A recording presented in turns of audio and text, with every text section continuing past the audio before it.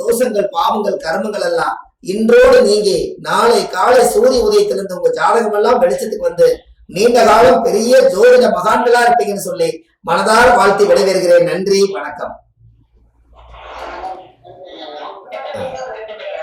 சரி, ரொம்ப சந்தோஷமா, ரொம்ப சந்தோஷமா, ரொம்ப சந்தோஷம். சரி, சந்தோஷமா.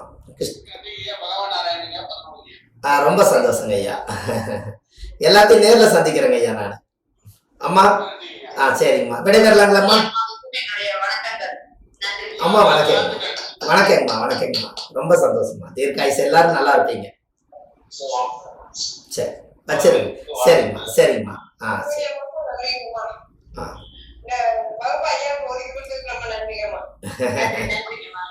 ஆமா, என்னோட ஆபீஸ் எல்லாம் நீங்க பார்க்க முடியல. என்னோட பாபா இருக்கார் பாருங்க.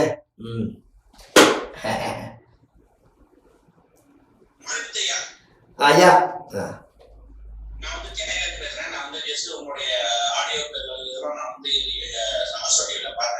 சரிங்க ஐயா.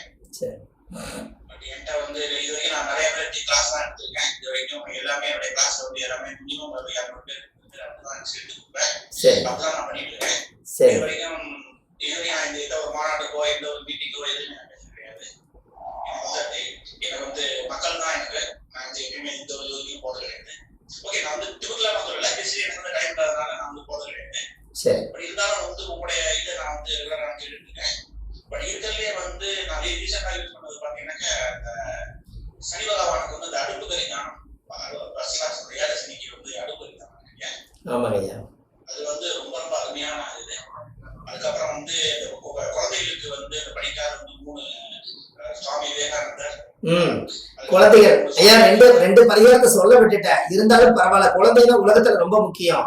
நல்லா பாத்துங்க. இதுல இருந்து வெளியே போனது பரவாயில்ல, இருந்தாலும் சொல்லிருங்க. அதாவது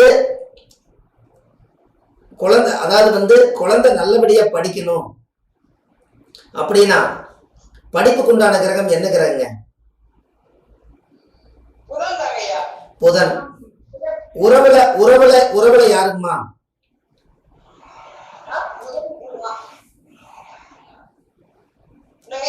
புதன் உறவுல யார்?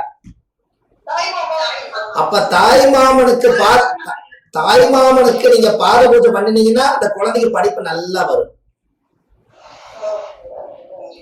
அப்ப அம்மாவுடைய உயிர் ரத்தத்துல பிறந்தது. ஒரு நிமிஷம். அம்மாவோட உயிர் ரத்தத்துல பிறந்தது அவரே தாய்மாமன். அதே அம்மா வயிற்றுல பிறந்தது அதே குழந்தை. 3 பேருக்கு புதன் தான் கனெக்ட் ஆகுது. அப்ப தாய்மாமனுடைய உறவு யாருக்கெல்லாம் இருக்குதோ அவங்க ஒரு நாள் அவங்கள கூட்டிட்டு வந்து தாய்மாமனை ஒரு தட்டுல ஒரு காலை 2 காலை வச்சு அவங்களுக்கு பால் பன்னீர் எல்லாம் ஊத்தி அபிஷேகம் பண்ணி அந்த தீர்த்தம் எடுத்து தலையில தொலைச்சு அந்த மஞ்சள் அரிசியை கையில கொடுத்து தாய்மாமன் படிப்பு இனிமேல் நல்லா வரணும் அந்த பொண்ணு மேலே பையன் மேலே போட்டா அன்னையிலிருந்து கல்வி தோசை நிவர்த்தி ஆயிரும். வாழ்க்கையில் அவங்க எல்லாரும் டாக்டர் பட்டம் வாங்கிடுவாங்க. எப்படி?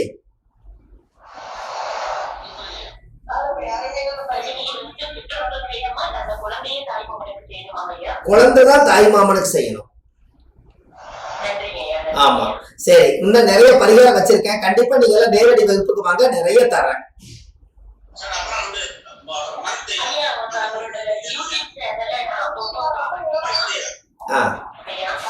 சொல்லுங்க ஐயா. நீங்க சில டவுட் எல்லாம் வள்ளுவர் வாக்குன்னு எழுதிக்கீங்க. வள்ளுவர் வாக்குன்னு யூடியூப் சேனல் ஒண்ணு வச்சிருக்கேன். அதுல 1000 வீடியோ போட்டிருக்கேன். நீங்க எல்லாரும் போய் பாருங்களேன், ரொம்ப சந்தோஷப்படுவேன். வள்ளுவர் வாக்குன்னு எழுதிக்கீங்க. வள்ளுவர் வாக்குன்னு போடுங்க. நம்ம ஒரு வள்ளுவர் பாரம்பரியத்துல பிறந்ததுனால வள்ளுவர் வாக்குன்னு யூடியூப் சேனல் வச்சிருக்கேன். நிறைய பரிகாரங்கள் அதுல கொடுத்துருக்கேன். ஐயா சொல்லுங்க. சொல்லுங்க.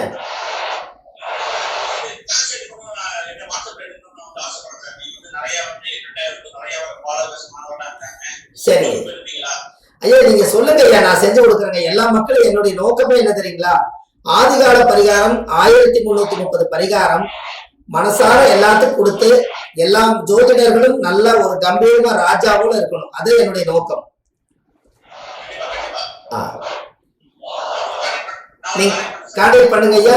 எல்லாத்தையும் சந்திக்க வச்சு எல்லாத்துக்கும் நம்மளுடைய சேவையே அதுதான். ஆதிகால பரிகாரம் கண்டுபிடிச்சு மக்களுக்காகவே சமர்ப்பணம். நம்ம ஜோதிட இனத்துக்கு ரொம்ப சந்தோஷம். அதனாலதான் இன்னைக்கு இந்த இதெல்லாம் சொன்னேன். அம்மாவே நான் கூப்பிட்டு பெண்கள் எல்லாம் ஜோதிடத்துல பெரிய லெவல்ல வளர்றதுக்கு அம்மா கிட்ட நான் என்ன சொல்றது கேட்டீங்கன்னா, ஜோதிட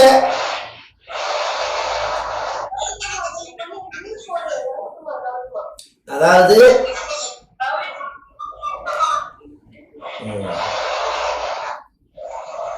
அதாவது நல்லா தெரிஞ்சுக்கங்க, ஆண்கள்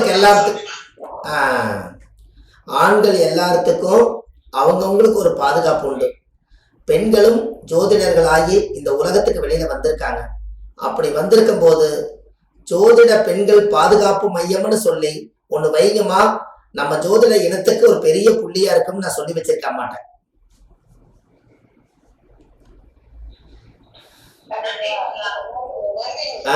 எந்த சூழ்நிலை இருந்தாலும் என்ன பிரச்சனை இருந்தாலும் ஜோதிட பெண்களுக்கு ஜோதிட அணி பாதுகாப்பு மையம்னு சொல்லி ஒண்ணு வச்சால், இவங்களுக்கு ஒரு பாதுகாப்பு மையம் ஒண்ணு நம்ம தமிழ்நாட்டுல இருக்குதுன்னு எல்லாத்துக்கும் வெளியில இருந்து ஒரு ஜாதகம் பார்க்க வந்த பெண்களுக்கு எந்த ஒரு பிரச்சனைகளும் வராம இருக்கிறதுக்கு அதுக்கு ஒரு தலைமையில போய் சொன்னால் அவங்க அந்த பிரச்சனையை முடிச்சு கொடுத்து உங்களை மறுபடியும் திரும்பி வாழ வைக்கிறதுக்காக ஜோதிட அணியில ஜோதிட அணி பாதுகாப்பு மையம்ங்கிறது ஒண்ணு பேர் வச்சு நீங்க நடத்துங்கன்னு சொல்லியிருக்கேன். அதுக்கு என்னோட உதவி உங்களுக்கு எப்போதும் உண்டு.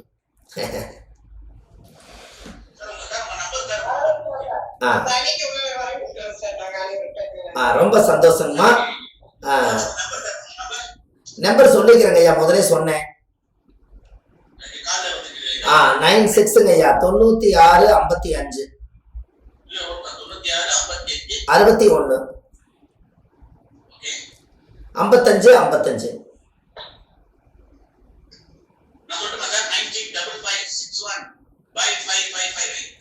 கரெக்டுங்க ஐயா, அருமையா போச்சு, ரொம்ப சந்தோஷம். இதெல்லாம் நீங்க வச்சுக்கங்க. நேரடி வகுப்புக்கு எல்லாருமே வாங்க. ஒரு ஜாதகத்துல சில சூட்சமமான விஷயம், ஆதி காலத்துல முன்னோர்கள் எப்படி ஜோதிடத்தை பயன்படுத்தி பரிகாரம் எடுத்தாங்க அப்படிங்கிற இந்த டெக்னிக்கல் எல்லாம் அடியனுக்கு தெரிஞ்சதை உங்களுக்கு நான் சொல்லி கொடுக்குறேன்.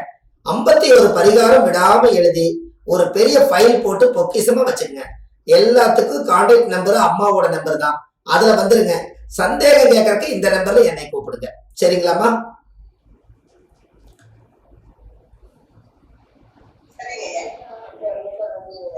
சரி, இதுல இருந்து விடைபெறலாங்கம்மா. மணி 9:30 ஆமா, உண்மையாலுமே இந்த கிளாஸ்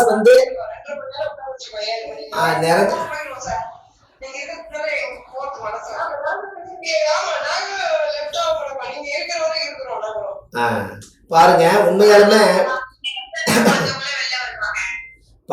உண்மையாலுமே இதுல என்ன சொல்றதுன்னே தெரியல. அதாவது என்னன்னு கேட்டீங்கன்னா, மனசார ஒரு கலைக்கு ஒரு கலை, அதாவது ஒரு கலை எவ்வளவு ஒரு ஈர்ப்பு சக்தி இருந்தா எல்லாரும் சாப்பாட்டுக்கு டைம் ஆகியும் கூட அதை விட்டு யாருமே போக மாட்டேங்கிறீங்கன்னா அப்ப இந்த கலை எவ்வளவு சுவையானதுன்னு பாத்தீங்களா?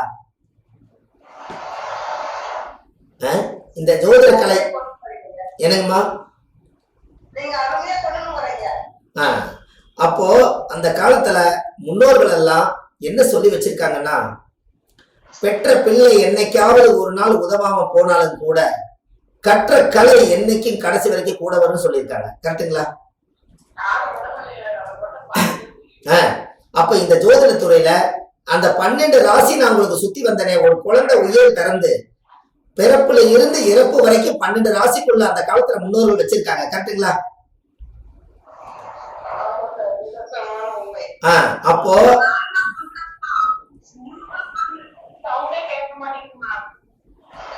அந்த மீட்ல போட்டுங்க. அதாவது முன்னோர்கள் எல்லாம் அந்த காலத்துல ஜோதிடத்தை அந்த காலத்துல கிளீனா கணிச்சு ஆதி காலத்துல எப்படி எல்லாம் அந்த காலத்துல வாழ்ந்தாங்க. சாதாரணமா அந்த காலத்துல முன்னோர்கள் எல்லாம் பெரிய பரீட்சை வச்சிருக்காங்க. அந்த பரீட்சையில எல்லாம் நம்ம ஜோதிடங்கள் போய் அந்த காலத்துல காடு தோட்டத்துக்குள்ள எல்லாம் போய் பஞ்சாங்க மூட்டையை நம்ம தலையில கொண்டு போய் வச்சு வீடு வீடா போய் கிரகம்னு ஒண்ணு இருக்குது, ஜாதகம்னு ஒண்ணு இருக்குதுன்னு சொல்லி அவங்கள புரிய வச்சு 13 வயசுலயே இந்த ஜோதிட துறைக்கு நான் வந்தேன். அப்பவே அரிக்கல் லைட்டு, லாந்த லைட் வச்சு அந்த வெளிச்சத்துல உட்கார்ந்து கணிச்சு அதுல ஜாதகம் பார்த்து சொல்லி அதுல அரிசி பருப்பு வாங்கிட்டு வந்து சாப்பிட்ட உடம்பு தான் இந்த சுப மாரிமுத்துடைய உடம்பு. அப்படின்னா பாருங்க எவ்வளவு அனுபவத்தை கொண்டு போய் வச்சிருப்பாருங்க. 43 வருஷம் ஆச்சு. 13 வயசுல 30 வருஷத்துக்கு முன்னாடி இந்த ஜோதிடத்துக்கு ஒரு 2 ரூபா 1 ரூபா கொடுக்கறது பெருசு. அப்போ அன்னையில இருந்து இன்னைக்கு வரைக்கும் விடுமுறை இல்லாம இந்த ஜோதிடத்துக்கு உழைச்சதுனால நீங்கள் எல்லாம் எங்களுக்கு கிடைச்சீங்க. அதுதானே பெரிய வெற்றி ஜோதிடத்துக்கு.